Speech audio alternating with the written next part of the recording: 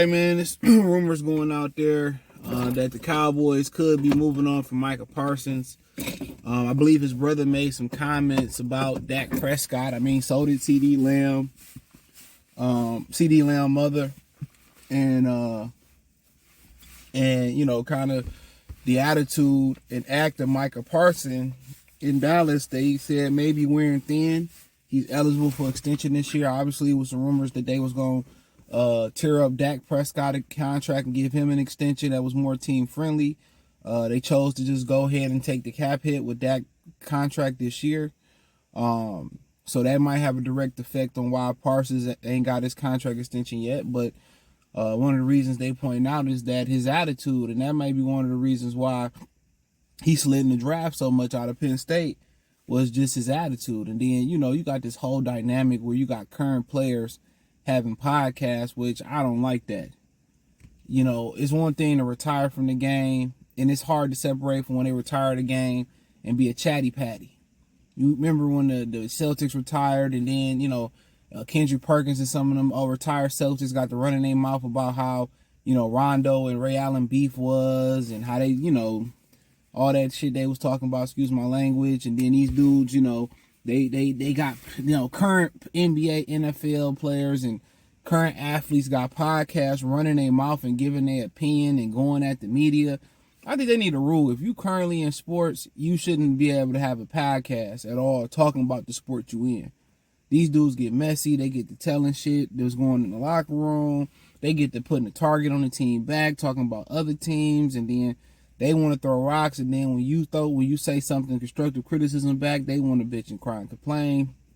So I don't really like it, man. And his podcast is pretty decent. He's solid, man. But at the end of the day, you know, I don't really like that, because these dudes be gossiping like women on their podcasts, and that's pretty much what they are.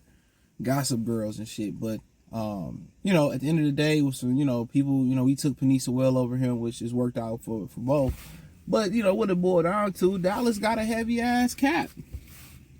They got a whole bunch of big cap hits, from CD Lamb to Dak Prescott. Now you got to pay Micah Parsons.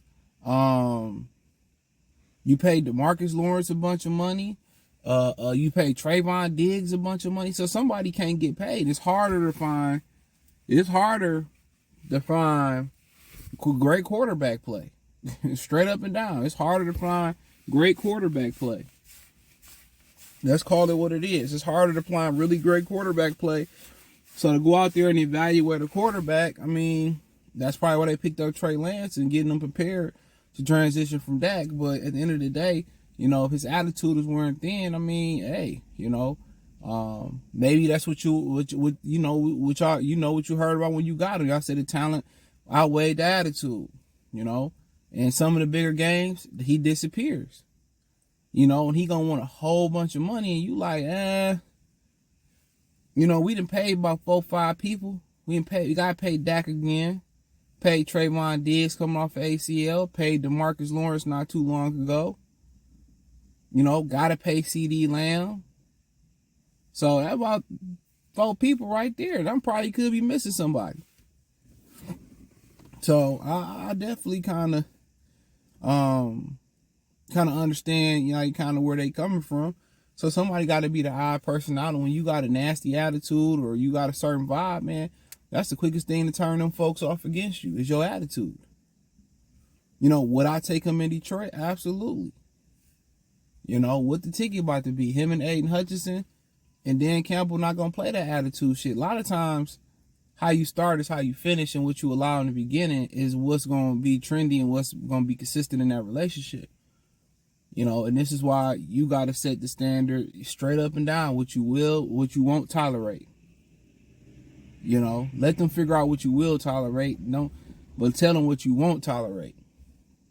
Oh, no, you know, you got guy friends. I don't tolerate that. Nope. I don't care if they straight as an arrow or as wiggly as a wavy line. Don't tolerate that. Bad attitude, crying, complaining, acting out, withholding sex. Don't play that. Whatever that is, you know, let them know. And they can't deal with it, or they can't respect your what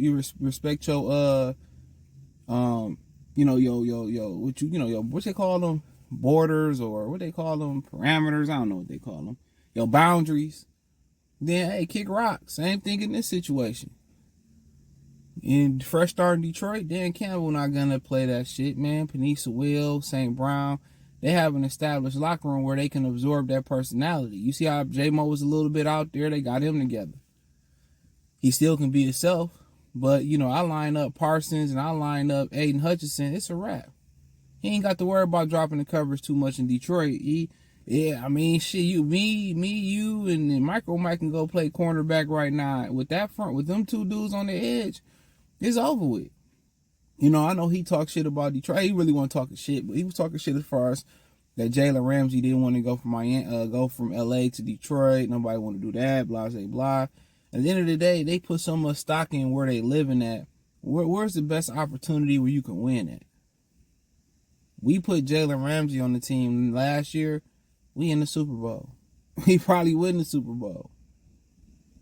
But you know, a lot of these players, everybody you think got a common goal to win and be successful.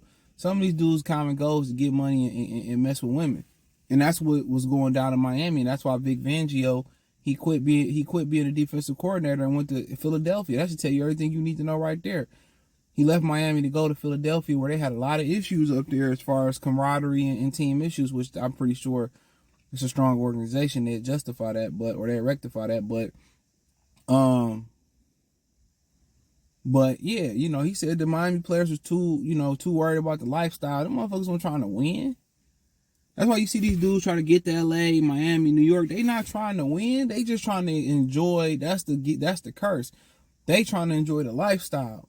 You know, that's what they care about. And that's why you got people that the Lions look at as, you know, are you a Detroit Lion? Are you a guy that love football? Are you a guy that want to win? Or you committed to wanting to live a lifestyle? Or you committed to being high maintenance and want to be a superstar? You need some of those diva-ish type of guys. You got to have a balance. You got to have the lunatics. You got to have the divas.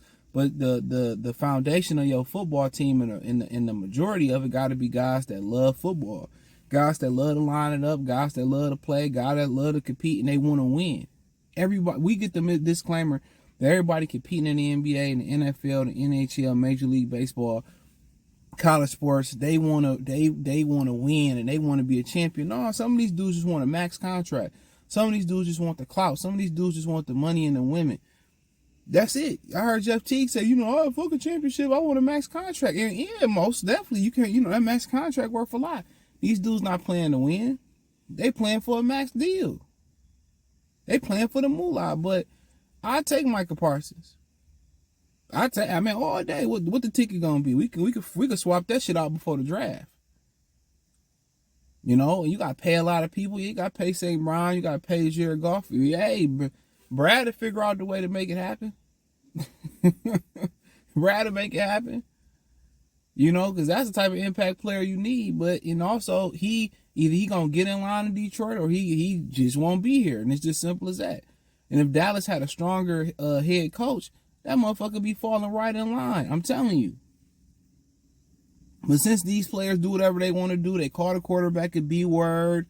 They talk about we was tired and make excuses. That's a reflection of the character that they showing and they saying, especially after that ass whooping Green Bay put on. That's a reflection of leadership, and leadership is not strong from the head coaching position in Dallas. But I take Micah Parsons. Let me know what you girls and guys think. Thumbs up the video, share the video, subscribe to the channel. I don't care what the ticket is.